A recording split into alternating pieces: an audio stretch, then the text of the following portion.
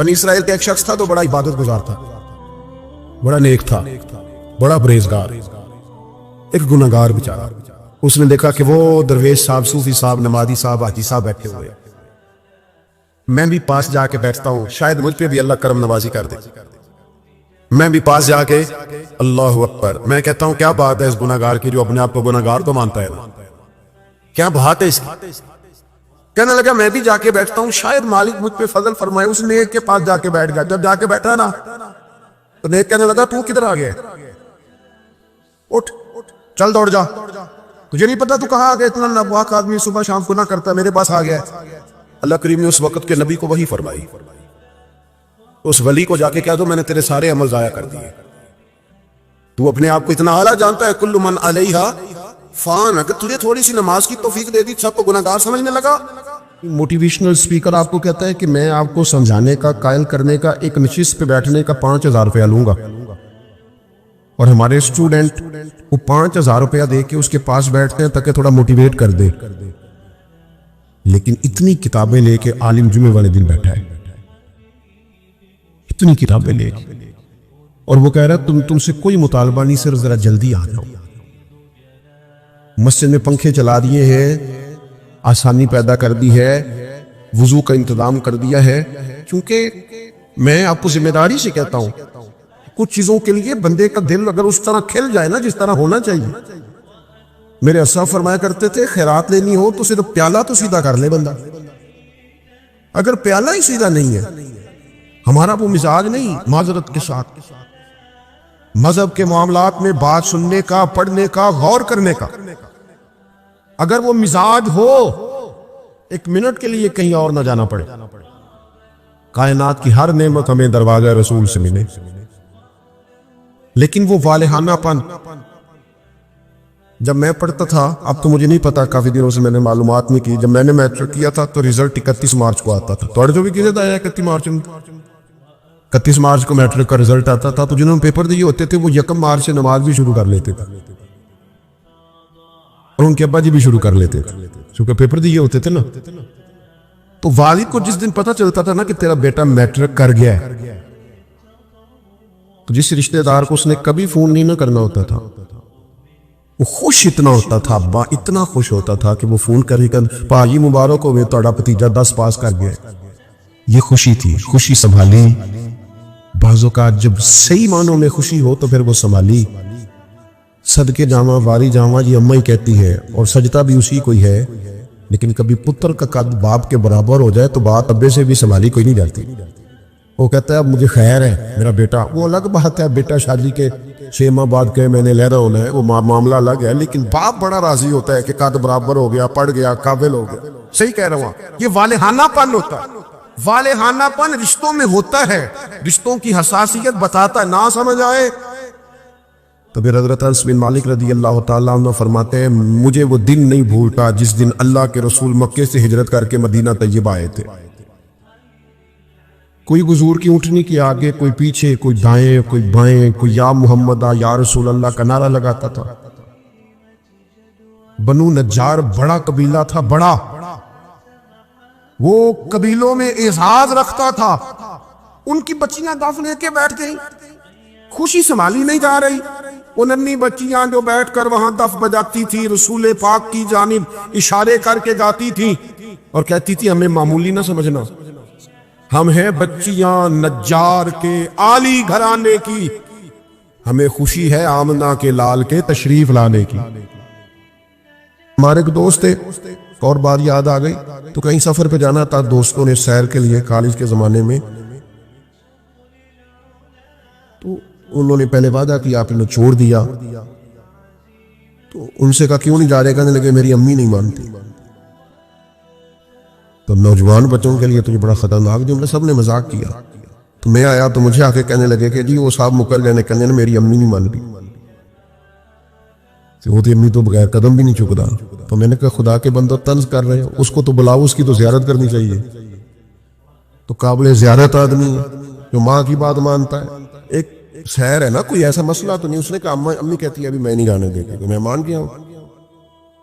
तो ये काबिल तहसीन है कि काबिल तनकीद है। आपने इसे तनकीद का बायस बना लिया है। बूढ़ों के लिए इस्लाम ने जो हुकूक बयान किए, बयान करते करते करते करते मदीने वाले हबीब ने बात इतनी खोल दी, हुजूर फरमाने लगे तुम्हें पता है तुम्हें जो रिस्क दिया जाता है वो तुम्हारे ज़ईफों की वजह से दिया जाता है। ये जो तुम्हारे घर में पैसे आते हैं, ये जो तुम पर फजल होता है, ये जो लोग तुम्हारा इकराम करते हैं, ये जो दुनिया तुम्हारे लिए उठ के खड़ी होती है, और ये जो लोग तुम्हें एजाज देते हैं, और ये जो तुम्हारी झोलियां भरी रहती हैं, हुजूर फरमाने लगे तुम्हारे ज़ईफों की वजह से रिस्क दिया जाता है। याद रखना, हर चीज के पीछे मेहनत नहीं होती, बहुत सारी चीजों के पीछे दुआ भी होती है। कभी मां के हाथ उठे थे, उसने कहा था अल्लाह मेरे पुत्र ਨੂੰ इन्ना देंगे तो कुछ बयाना जाए। कभी बाप ने कहा था कि इसने मेरी खिदमत की है, भूखा नहीं मरेगा कभी भी। वो कभी जो इल्तजा है, वो दुआ है, वो जो बरकत है तुम्हारे घर में, वो जो बूढ़ों के साथ तुम्हारा रवैया आला तरीन होना चाहिए, उस पर यार नए सिरे से गौर करने की जरूरत पड़ गई है। बुजुर्ग कोनों में बैठ के कहते हैं, नुक्कड़ों में बैठ के कहते हैं मैनू पुछ दे नहीं, मेरे नाल सलाह नहीं कर दे, मेरे को चुप करके लंघ जाते।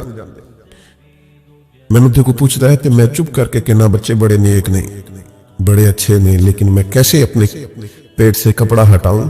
मेरे अजीजों, रसूल रहमत सल्लल्लाहु तआला अलैहि वसल्लम ने इन बूढ़ों के साथ नेकी करने पर जो अजर बयान किया है वो बड़ा अनोखा है। हुजूर ने बुजुर्गों के साथ जो इकराम करने के बाद उसका नतीजा बताया, और जो इनाम मिलेगा किसी ज़ईफ आदमी की खिदमत करने पर, वो इनाम बड़ा शानदार बयान किया। आप कभी तिरमिज़ी शरीफ की इस हदीस पर गौर करें। मैं अर्ज करने लगा हूं तो इंसान तो बड़ी सारी रूहानी उरूज पे चला जाए कि यार हद हो गई, इतना बड़ा इनाम मिलेगा। नबी करीम ने फरमाया अगर तू किसी बूढ़े की उसकी बुढ़ापे में खिदमत करेगा ना, तो जब तू बूढ़ा होगा तो अल्लाह ताला एक जवान मुकर्रर करेगा जो तेरी खिदमत करेगा। आपने खिदमत की, और हुजूर फरमाते हैं फिर अल्लाह ड्यूटी लगाएगा बंदे की। आपने बूढ़े की खिदमत की, और जब आप बूढ़े हुए तो आपकी जो जिम्मेदारियां थी वो अल्लाह के जिम्मा करम पे चली गई। अल्लाह ने बंदा मुकर्रर किया है, अल्लाह ने। हुजूर फरमाते रब ने निरख बाजारे मोहब्बत का अनोखा हो गया, खुद खरीदारों में शामिल आके मौला हो गया। अल्लाह ने ड्यूटी लगाई, अल्लाह ने। किसने एक बूढ़े की खिदमत की थी, अब एक जवान अल्लाह मुकर्रर करेगा। और इस हदीस में तसरीह नहीं फरमाई, ये तिरमिज़ी की है, तसरीह नहीं की कि वो बेटा ही होगा। भतीजे की भी ड्यूटी लग सकती है, किसी शागिर्द की भी लग सकती है, किसी गली मोहल्ले में भी किसी के दिल में अल्लाह बात डाल देता है कि तू इसकी खिदमत कर। शर्त यह है कि पहले तू नौकरी कर, ड्यूटी कर। हमारे दीन ने बूढ़ों के लिए गुंजाइश रखी। नमाज में सजदा जरूरी है, क़याम फर्ज है, लेकिन अगर कोई बूढ़ा हो गया, ज़ईफ हो गया, तो का कोई अर्ज नहीं, बैठ के पढ़ लो अल्लाह कबूल कर लेगा। इशारे से पढ़ लो अल्लाह कबूल कर लेगा। तुम अगर हज नहीं कर सकते, सेहत इजाजत नहीं देती, फर्ज है, सरमाया है, तो किसी को भेज के करा लो। जब अल्लाह ताला कमजोरों के लिए इतनी गुंजाइश पैदा फरमाता है तो हमारे दिलों में भी तो गुंजाइश होनी चाहिए ना। हमारे दिलों में भी उम्र रसीदा होना, उम्र का बड़ा होना एजाज है। कुछ ना करें, अपने दिल में इनका इकराम तो करें। मैं बाज ऐसे कम नसीब लोगों को भी जानता हूं जो बूढ़ों का मजाक उड़ाते हैं, उनके ज़ौफ़ की वजह से अपने लिए वो हंसने का सामान करते हैं। उनके मुंह में दांत नहीं रहे तो ये उस बात को बतौरे शुगल की अपना लेते हैं। उठना बैठना उनके लिए दुश्वार है तो ये बाज बूढ़ों को गुस्सा दिला के चिढ़ा के खुश होते हैं। नबी पाक अलैहि सल्लम ने फरमाया जिसने 3 लोगों की इज्जत की वो समझे मैंने अपने रब की इज्जत की। अल्लाह का इकराम किया, बुखारी मुस्लिम में हदीस है, अल्लाह का इकराम किया। या रसूल अल्लाह किस किस का? फरमाया जिसने अदल करने वाले बादशाह की इज्जत की वो समझे मैंने अपने रब की इज्जत की। और जिस बंदे ने कुरान पाक के आलिम की इज्जत की, दीन के आलिम की इज्जत की, वो समझे मैंने रब की इज्जत की। और फरमाया जिसने बूढ़े मुसलमान की इज्जत की समझे मैंने अपने रब की इज्जत की है। इस इकराम को आप गौर से देखिए, ये कितना बड़ा इज़ाज़ है, ये कितनी बड़ी फजीलत है कि अगर किसी बूढ़े को, मैं आपसे अर्ज करूं मैं यहाँ दोस्त मुझसे मिलते हैं तो बाज़ औक़ात उनको मुरतब होकर खड़ा होना पड़ता है और एक के बाद दूसरे को आना पड़ता है। तो मैं अक्सर दोस्तों से कहता हूँ बुजुर्गों को पहले मिला लो। उसकी वजह ये होती है कि बूढ़े आदमी के लिए कुछ ज्यादा देर खड़ा रहना भी मुश्किल होता है और उनके एजाज के भी खिलाफ है, उनकी तबीयत के भी खिलाफ है कि आप आगे बढ़ के मिलें, क्या हरज है। आप उनकी सफेद दाढ़ी का इकराम करें जिसकी अल्लाह भी हया फरमाता है। आप अपने से उम्र रसीदा लोगों का इकराम करेंगे तो उनकी इज्जत तो होगी, आपकी तरबियत भी नजर आएगी। आपको लोग देख के कहेंगे कि माँ बाप ने सेंचा है, असातिज़ा ने तवज्जो दी है, मशाइख ने तरबियत दी। आप बुजुर्गों के लिए अपने जज्बात को नरम करें, आप उनके हक में अपनी राय को उम्दा करें, आप अपने दिल में उनके लिए गुंजाइश बनाएं, खिदमत के लिए आगे बढ़े। एक बूढ़े आदमी आए हुजूर अलैहिस्सलाम की आली मर्तबत बारगाह में, तो कुछ लोगों ने उन्हें जगह देने में थोड़ी ताखीर की। अल्लाह के रसूल ने तंबीह फरमाई। नबी करीम अलैहिस्सलाम फरमाने लगे, जो छोटों पे रहम न करे और बड़ों का एहतराम न करे वो तो हम में से है ही नहीं। हमने तो सिखाई ही रहमत करना है और हमने तो बताया ही इकराम करना। तो जिसे ना छोटे पे रहमत है, देखिए ना बड़ों की भी ड्यूटियां हैं, उनको भी सख्ती से मना किया छोटों पे रहम करना, उनको भी ताकीदन मना फरमाया। और छोटे से कहा तुमने इसका इकराम करना है। मुझे बताइए कितना हसीन संगम बनेगा, कितना शुस्ता अमल बनेगा और किस कदर खूबसूरत माहौल बनेगा। बड़ा शफकत ही करता जा रहा है और छोटा एहतराम ही करता जा रहा है। अंदाज कितना अनोखा होगा, खुशबू कितनी फैलेगी, ठंडक कितनी होगी, इसके अंदर हुस्न कितना छलकेगा। तो मेरे अजीज, अपने बुजुर्गों का, ज़ईफ लोगों का कुछ इकराम करे। बाज लोग कहते हैं अब्बा जी सख्त बड़े हैं, और बहुत सारे ऐसे लोग हैं जो अब्बा जी की सख्ती का बयान करते हैं, हालांकि वो उनका अफसर भी सख्त है। हालांकि उन्हें जिंदगी में कई ऐसे लोग मिलते हैं जो बड़े सख्त हैं पर उनसे काम होता है ना, लिहाजा उनकी सख्ती काबिल कबूल होती है। तो अब्बा जी सख्त है। जब बचपन में आपको पाल रहे थे तब सख्त नहीं थे। जब वो रोज मोटरसाइकिल पे बिठा के लेने जाते थे, छोड़ने जाते थे स्कूल में, तब सख्त नहीं थे। जब जिंदगी के 20-25 साल तेरे लिए सुबह से शाम तक मजदूरियां करके रिस्क कमा के लाते थे और पुराने कपड़े पहन के तुझे नए पहनाते थे, तब सख्त नहीं थे। एक बुजुर्ग का फरमान याद रखना, बड़ा नफा देगा। वो फरमाया करते थे, माँ बाप की सख्ती बर्दाश्त कर लो, इंशाअल्लाह फिर सारी जिंदगी किसी और की सख्ती सहनी नहीं पड़ेगी, फिर अल्लाह ताला आसानी कर देगा, फिर तुम्हें इस तकलीफ से गुजरना नहीं पड़ेगा। और फिर मैं अजीब मंजर में देखता हूँ जमाने में कि ये सब का ख्याल है कि हमारी इज्जत हो, तो भाई आप भी तो किसी की करें ना। ये सब का ख्याल है कि हमारा इकराम किया जाए, तो आप भी किसी का करें। ये सब का ख्याल है कि मैं एक टाइम आए जब मैं सीनियर सिटीजन बन जाऊं और मैं बूढ़ा हो जाऊं और बुजुर्ग हो जाऊं, तो भाई आप भी किसी का इकराम करें ताकि उस वक्त आपके लिए भी आसानी बने। बूढ़ों के नरम दिल, उनका जी चाहता है कि उनकी इज्जत हो, उनकी तबीयत चाहती है कि उनका, हाँ अलग बात है किसी में आजिज़ी कूट कूट के भरी हुई है, वो कहता है नहीं नहीं की जरूरत नहीं, लेकिन बुजुर्गी तकाजा करती है कि इकराम किया जाए, एहतराम किया जाए। अल्लामा इस्माइल हक्की लाए हैं रवायत, एक शख्स ने आके अर्ज किया था, हुजूर मेरे रिस्क में बरकत नहीं।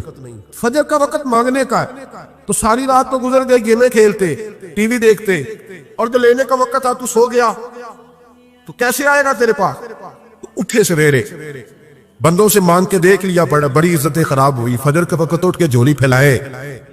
मेरे रसूल पाक अलैहिस्सलाम फरमाते, अल्लाह फरमाते जब बंदे मेरे आगे झोली फैलाते मुझे शर्म आती है, कैसे खाली वापस कर। तो उसके सामने झोली फैलाएं सवेरे उठ के, रिस्क में बरकत हो। और फिर एक और बात, अल्लाह माल देता है अपने फजल से, और जब हम उसे जाया करें, मिसाल देता हूं, मेरे पास एक शख्स ने आके कहा हज़रत जी बच्ची की शादी है, या मेरा घर में कोई बीमार है, या बड़ी आजमाइश है, 10,000 की जरूरत है, मैंने थमा दिया उसको। फिर मुझे बाद में पता चला कि ओहो वो तो याशी कर रहा है पैसों से, वो तो चला गया कहीं घूमने और फलां होटल में, महंगे होटल में बैठ के खाना खा लिया, तो मेरे दिल पे क्या गुजरेगी उस शख्स के बारे में। बिला मिसालो बिला तशबीह समझाने के लिए अल्लाह ने माल दिया फजल से, और अगर अयाशियों में लगा दिया। सूफिया फरमाते कि अगर एक धेला तू हराम जगह पे खर्च करे ना, एक धेला, तो 1,00,000 दिनार की बरकत तेरे घर से उठ जाती है। एक धेला हराम जगह पे। ये जो गवैयों पे पैसे फेंकते हो हलाल है? चले बैंड बाजा तो शादी पे आपने अपनी मर्जी से बंद करना है या बजाना है, लेकिन गवैयों पे जो पैसे फेंकते हो जायज है? बोले तो वो फिर कहते रोते हैं बाद में लोग के पता नहीं क्या हुआ, शादी के बाद पीछे पीछे आए। तो मैंने कहा शादी के बाद इसलिए पीछे पीछे हाथ हो गया कि शराबें बड़ी पी गई, शादी पे तबाही बड़ी उतरी, तो फिर अल्लाह की रहमत नाराज हो गई। और इस पर मैं कुरान मजीद की आयत पढ़ता हूं, रब फरमाता वमन आरदा अन ज़िक्री फइन्ना लहू मईशतन तनका, बड़ी सख्त आयत। वमन आरदा अन ज़िक्री, फरमाया जब तू मेरे तज़किरे से, मेरे जिक्र से मुंह फेर लेता है, फइन्ना लहू मईशतन तनका, तो मैं तेरी मईशत को, तेरे रिस्क को तंग कर देता, तो तेरी जिंदगानी तंग हो। और जिसकी जिंदगी अल्लाह तंग करे उसकी कोई खोल सकता है? कहते बड़ी जगहों पे जाऊं, बड़ी फूके मरवाई, बड़े दम कराए, हालात सही नहीं होते, तो मस्जिद आके तौबा कर। वो कह रहा फइन्ना लहू मईशतन तनका, ऐलान है कुरान पाक का कि जब तू मेरे जिक्र से मुंह फेरेगा, रोटी मेरी खाए और पैसे लेके याशी करे, मस्जिद आई ना। हुक्म तो यह है कि जितनी जितनी नेमत बढ़ती जाए सजदे बढ़ने चाहिए, लेकिन हम लोग सजदे कम करते जाते हैं, फर्द नमाज भी नहीं पढ़ते, फिर रिस्क तंग होता है, फिर अल्लाह के अदल का निजाम चलता है, फिर खराबी होती है।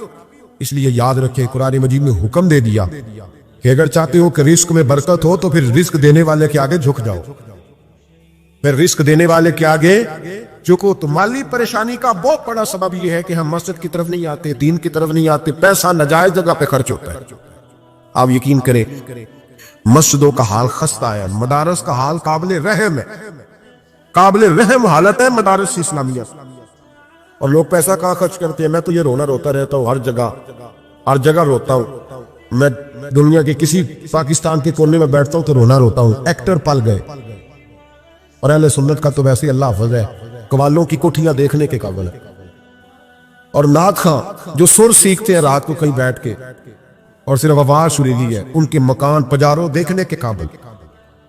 और जिस शख्स ने सारी जिंदगी रसूलुल्लाह का दीन पढ़ाया, सारी जिंदगी, शेखुल हदीस मिजाज के लोग हैं जिनकी बेटियों की शादियां भी होने वाली हैं। मदारस के बच्चे मोटे कपड़े पहन के गर्मियों में घूमते हैं, मोटे कपड़े। और कोई चौधरी अगर कभी देने आता है ना किसी मदरसे में पैसे, तो कहता है जी वो मैंने 50,000 रुपया खर्च करना है, तो कुछ जगह कोई काम बताए कौन सा होने वाला है। मैं क्या तू ले जा कहा, ये काम बताए। अब किसी इमाम की बेटी की शादी होने वाली है तो पहले तुझे जाके बताए कि उसको हाथ हमने खर्च करने। कहते नहीं वो मेरा एतबार नहीं, कोई एतबार नहीं, तो जा दौड़ जा। यहाँ कोई भूखे नंगे लोग बैठे, ये रसूलुल्लाह का नाम लेते हैं, और जो मुस्तफा का नाम लेते हैं रब उन्हें इतना नवाजता है कि कहीं कोई कमी बाकी नहीं रहती। वो कमाल कर देता है जब वो देता है। दरवाजा रसूल से जिसे मिलता है, मेरे आला हज़रत बोल के कौन देता है? देने को मुंह चाहिए, देने वाला है सच्चा। मैं बहुत दूर था पंजाब के कोने में, तो महफिल से फारूक हुआ, 5-5 हजार के ना 4 नोट एक चौधरी सामने लहदा करके, तो इस तरह शादियों पे नहीं देते।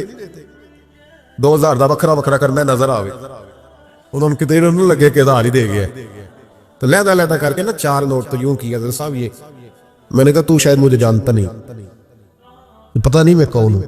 उसने कहा क्या मतलब? मैंने कहा बड़ी मस्जिदों में लोगों ने कहा आ जाओ। मैंने कहा वहां रहना है जहां मस्जिद भी हो और अल्लाह की दी हुई इज्जत भी हो। बड़े इदारों में तो बातें बड़ी सुननी पड़ती है, तो तू समझे ही नहीं हमें। उन्होंने कहा किस तरह की बात कर दी, इसको उठा के ले जा। गैरत है बड़ी चीज जहां ने तगोदो में पहनाती है ये फक्र को ताजे सरदारा। एक साहब मुझे टेलीफोन करके कहने लगे जनाब एक टाइम चाहिए था। मैंने कहा यार सारे वक्त इत्तेफाक की बात है कि 6-6, 7-7, 8-8 महीनों कबल लोग वक्त ले लेते हैं, तो टाइम नहीं है। कहने लगे मेरा तो उमरा करांदा भी इरादा सी मेरा तो मैंने कहा मैंने कभी ख्वाब में भी नहीं सोचा था कि मैं मदीने की इतनी हाजिरी दूंगा, इतनी मेरे रब ने मुझे दिलाई है। तू मुझे कौन सी बात बताता है? ये तो मेरे रब का फजल है। मीरा दी गल ना गरीबा दी गल है, मदीने च जाना नसीबा दी गल है। तू कैसी बात बताता है कि थोड़ा सा मैं इशारा दूंगा तो शायद बंदा जो है वो फौरी तौर पे पिघल जाएगा? ऐसा मसला ही कोई नहीं। मेरे रब का तो इतना करम है कि हमने ख्वाब में भी नहीं सोचा था कि इतना नवाजेगा।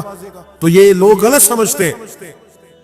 मैं अपने मदरसे के तालिब इल्मों को कहता हूं जिंदगी में सबसे अच्छा खाना अल्लाह तुम्हें देगा और सबसे ज्यादा अच्छा कपड़ा अल्लाह तुम्हें देगा, सबसे अच्छी गाड़ी अल्लाह तुम्हें देगा।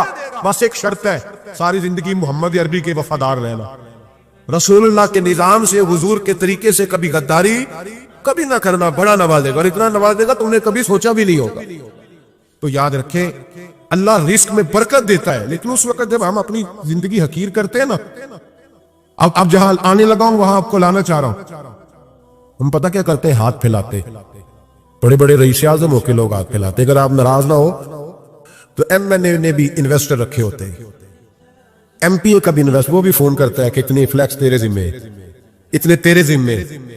ये मत समझे कि मांगने वाला छोटा तबका है, यहाँ बड़े बड़े लोग हैं। यहाँ तो पुलिस अफसर भी दुकान पे आ जाए तो दुकानदार परेशान होता है कि ये मुफ्त हो रहा है, ये पैसे नहीं देगा। तो यहाँ मांगने के स्टाइल बड़े बड़े निराले, बड़े बड़े लोग। नाराज ना होइएगा, सबकी बात नहीं कर रहा, लेकिन इल्ला माशाअल्लाह अक्सर की बात कर रहा हूं।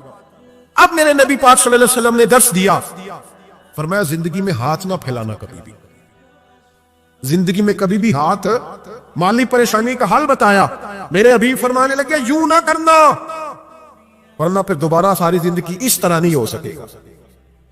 फरमाया अपनी गुर्बतें छुपा के रख, अगर अल्लाह कभी आजमाइश डाले तो अल्लाह के साथ बात कर, उसके नेक बंदों के साथ बात कर, कभी भी यूं ना करना, वरना सारी जिंदगी फिर तू मांगता ही रहेगा। या रसूलुल्लाह क्या करे? फरमाया तू देने का इरादा कर, अल्लाह भी तुझे माला माल फरमा दे। तो जिसने हाथ फैलाया हुआ है ना, इस्नाद खान ने भी, मौलवी ने भी, एमएनए ने भी, एमपीए ने भी, और वजीर ने भी, और मुशीर ने भी, और क्या बताएं कहां तक। हमारा तो वजीर आजम किसी मुल्क चला जाए तो अगला मुल्क परेशान हो जाता है कि शायद कुछ लेने आया। पाकिस्तान मांगने के लिए नहीं बना था, ये देने के लिए बना था, ये तो देने के लिए बना था। ये तो वो सल्तनत बनाई गई थी जो दरवेशों ने कायम कर दी, और इस मुल्क को भिखारी बना दिया है। लेकिन हम फिर भी मायूस नहीं, ये मट्टी बड़ी हसीन है। इंशाअल्लाह ताला यहां से ऐसे फूल खिलेंगे कि सारी दुनिया को खुशबू जाए। इस धरती से इंशाअल्लाह ताला ऐसे दरख्त उगेंगे कि सारा जमाना साए में बैठेगा। मैं दूर नहीं निकलना चाहता। तो एक रिस्क की तंगी का मामला यह है कि हम मांगते हैं। कुछ लोग इसलिए भी किसी से सवाल कर लेते हैं कि कुछ कहे ना अमीर बड़ा है। सवाल शादी का मौका आता है तो दो चार दोस्तों को फोन कर लेते हैं, फिर रिश्तेदारों को बताते फिरते हैं कि मैंने तो कर्जा पकड़ के निकाह किया, कर्जा पकड़ के रजिस्ट्री कराई है, ताकि लोग। तो जब तू एक दफा मांग लेता फिर सारी जिंदगी तेरी माली मुश्किलात हल नहीं होती। एक वजह यह है। अब आइए इन परेशानियों के कुछ रूहानी इलाज है। दो एक बात अर्ज करूं, सूरह तलाक 2-3 नंबर आयत की घर जाके तिलावत करें। रब करीम ने फरमाया वमन यत्तकिल्लाह यजअल लहु मखरजा, फरमाया जब तू अल्लाह से डरेगा तो अल्लाह हर मुश्किल से निकलने का तुझे रास्ता अता फरमा देगा। और क्या खूबसूरत अंदाज है कुरान मजीद का, और हमने इसका लाखों बार तजर्बा किया, बीसियों सैकड़ों बार यह चीज जाती तौर पर प्रैक्टिकल से गुजरी। अल्लाह ने फरमाया हर मुश्किल से निकलने का रास्ता भी देगा, वयरज़ुक़हु मिन हैसु ला यहतसिब, और अल्लाह तुझे वहां से रिस्क देगा कि तूने कभी सोचा भी नहीं होगा। वयरज़ुक़हु मिन हैसु ला से देगा कि तूने कभी सोचा भी। एक सहाबी हज़रत औफ बिन मालिक रज़ी अल्लाह तआला कहते मेरा बच्चा काफिरों ने कैद कर लिया, घर में गुर्बत पहले बड़ी ज्यादा थी, मैं दरवाजा रसूल पे आया, हुजूर अब क्या करूं? तो कहते हैं नबी पाक ने फरमाया भरोसा अल्लाह की जात पे कर, तवक्कुल अल्लाह की जात पे कर, और घर जाके तस्बीह लेके मियां बीवी बैठ जाओ और पढ़ो ला हौला वला कुव्वता इल्ला बिल्लाहिल अलीय्यिल अज़ीम, जाओ पढ़ो जाके। कहते मैं घर बैठा अभी चंद तस्बीहां पढ़ी थी कि दरवाजे पे दस्तक हुई, दरवाजा खोला तो मेरा बेटा दरवाजे पे खड़ा था, पलट के देखा तो 400 बकरियां भी लाया था। और मैंने कहा बेटा ये कैसे आ गई? कहने लगी अब्बा जी मुझे एक हवेली में काफिरों ने कैद किया हुआ था, मैं बड़ा परेशान था, लेकिन अभी थोड़ा देर पहले पता नहीं क्या हुआ, मैंने यूं हाथ लाया तो रस्सियां खुल गई, बाहर निकला हूं तो 2-3 बंदों पे नींद का ऐसा गड़बा था कि बेहोश होके गिरे हुए थे।